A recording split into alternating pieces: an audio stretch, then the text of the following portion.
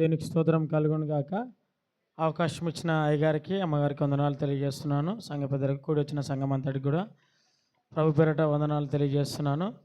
మరి గత వారము శనివారం రోజు రాత్రి మేము ఒక గృహాన్ని దర్శించడానికి మేము వెళ్ళాము.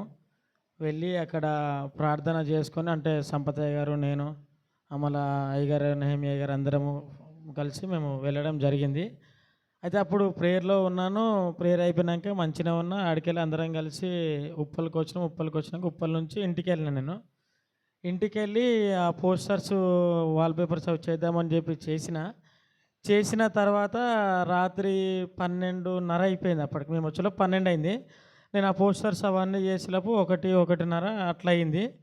అయిన తర్వాత సరే వాష్రూమ్ పోయేసి వచ్చేసి పడుకుందామని చెప్పని ప్రేయర్ చేసుకున్నా. వాష్రూమ్ పోదామని చెప్పని పోయి ఇట్లా వాష్రూమ్లోకి వెళ్ళిపోతున్నా. వామిటింగ్ వచ్చినట్టు అయిపోయింది నాకు.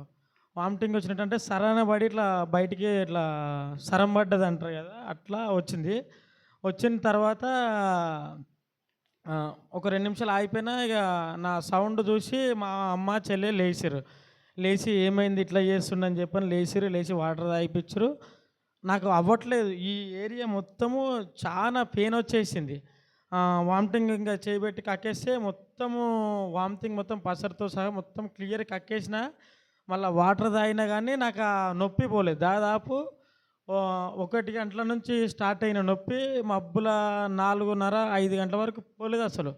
అదే మంట, అదే నొప్పి. రాత్రి అన్నకక్కకి ఫోన్ చేసి ఎటన్నా హాస్పిటల్ కన్నా తీసుకొని పోదాము, నన్ను ఎక్కడన్నా తీసుకొని పోండి అని చెప్పని అడుగుదామనేసి అనుకున్నా. మళ్ళీ ఎందుకులే ఇబ్బంది అని చెప్పేసి లేట్ అయిపోయింది. అప్పటికే 12:30 అయిపోయింది. పొద్దున మళ్ళీ ప్రేయర్కి వెళ్ళాలి కదా, మళ్ళీ అందరు ఇబ్బంది పడతారని చెప్పని ప్రేయర్ చేసుకొని అట్లనే ఉన్నా.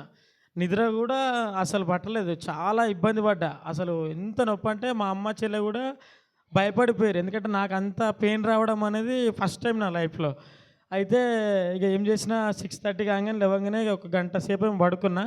వెంబడే అయ్యగారికి ఫోన్ చేసి అయ్యగారు రాత్రి నాకు ఇట్లా ఇబ్బంది కలిగింది, ఇట్లా సంగతి అని చెప్పని మొత్తం చెప్పిన. ఫోన్ చేద్దాం, మరి అప్పుడే హాస్పిటల్కి వెళ్తుంటే తీసుకొని పోతుంటే అని చెప్పని అయ్యగారని అదేంది వాటర్ తాగమన్నాడు, లెమన్ వాటర్ తాగమని చెప్పి ప్రేయర్ చేసిరు. ప్రేయర్ చేస్తే నేను అనుకున్నాను, దేవా నీ చిత్తం, మరి నొప్పి అయితే చాలా ఉంది, అంటే ఆ పెయిన్ అనేది పోతలేదు, ఇంకా నొప్పి చాలా ఉంది, మరి నీ చిత్తం దేవా, మరి ఇది ఏం జరుగుతుందో, మరి నీ చిత్తం అయితే నువ్వు ఇట్లా నా కార్యం చేయి, నీ సన్నిధికి రావాలని చెప్పేసి అయ్యగారు ప్రేయర్ చేశారు. లే తమ్ముడు, నువ్వు రిలీఫ్ అయిపోతావు, వస్తావు సంఘానికి అని చెప్పారు.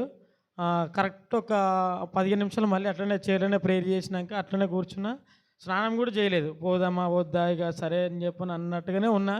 స్నానం కూడా చేయలేదు. సరే ఏదైతే ఏముంది దేవుని చిత్తం అని చెప్పని మళ్ళీ అప్పుడు చేసుకొని నేను బయలుదేరిన. వీడికి వచ్చేలోపు మళ్ళీ యాక్టివ్గా అయిపోయినా. అంటే ఏమీ లేదు నాకు ఇక క్లియర్గా. అంటే మళ్ళీ చెప్తే కూడా ఎవరు నమ్మరు. ఇట్లా నొప్పి లేచిందంటే కూడా ఎవరు నమ్మరు. అంత యాక్టివ్గా అయిపోయినా. ఒక గోళీ వాడలేదు, ఒక హాస్పిటల్ చేయలేదు. డాక్టర్కి నేనే ఫోన్ చేసి రాత్రి 1 గంట 2 గంటలకు అన్నకక్కకి ఫోన్ చేసి నన్ను ఇక్కడ నా హాస్పిటల్ తీసుకొని పోయి అడ్మిట్ చేయండి అని చెప్దామన్నంత పెయిన్ వచ్చింది నాకు. భరించలేకపోయినా. చాలా నొప్పి అయింది. చాలా బాధపడ్డా కూడా. అప్పుడు దేవుడు కార్యం చేసిండు. మళ్ళా ఒకటి మా అమ్మకు కూడా షుగరు చాలా ఇబ్బంది అవుతూ ఉంది. ఇబ్బంది అవుతుంటే మరి మొన్న అయ్యగారు, అమ్మగారు అట్నే మన రామంతపూర్లో షుగర్ డాక్టర్ ఉండు, వాళ్ళకి చూపిద్దామని చెప్తే ఆడపోయి చూపించుకున్నాము. ఆడపోయి చూపించుకొని వచ్చినాక ఆడ నుంచి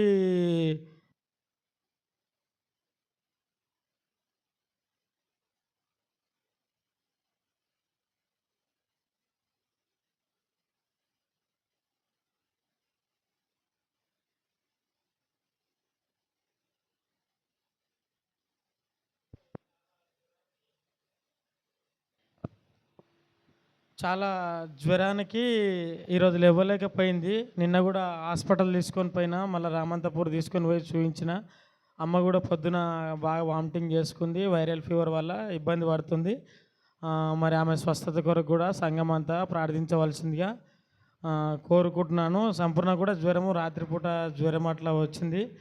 ఆమెకు కూడా స్వస్థత కలుగులాగిన మరి సంఘం అంతా ప్రార్థించవలసిందిగా కోరుకుంటున్నాను. దేవుడి యొక్క చిన్ని సాక్ష్యం దీవించును గాక.